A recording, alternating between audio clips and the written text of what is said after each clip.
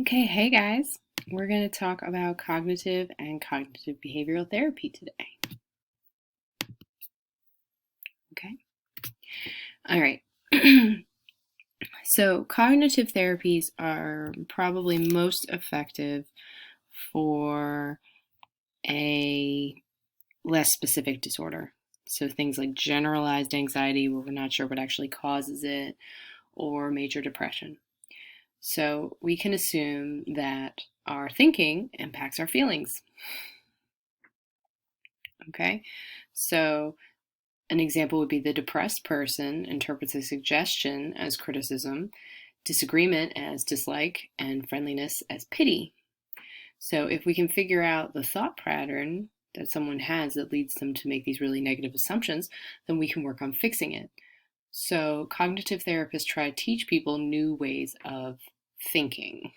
So thoughts create feelings, feelings create behavior, behavior kind of reinforces that thought process, and the cycle continues. So we're trying to break that cycle. Okay. So rational emotive behavior therapy. So this is developed by Albert Ellis. And he believed that if you should reveal the absurdity of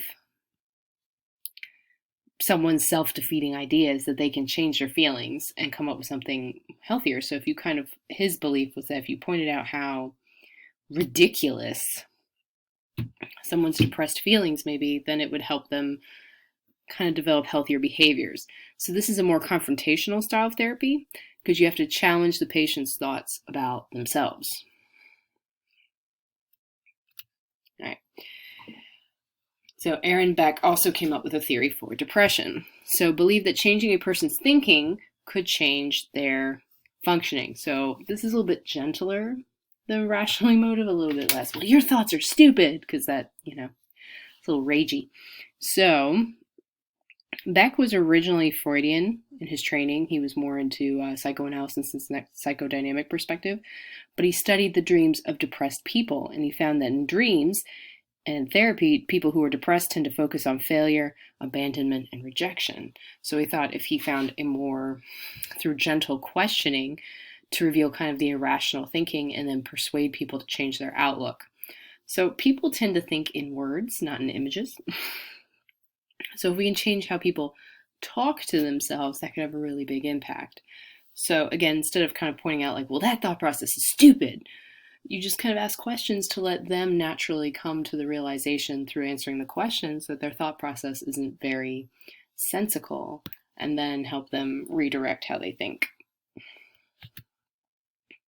Okay, so cognitive behavioral therapy.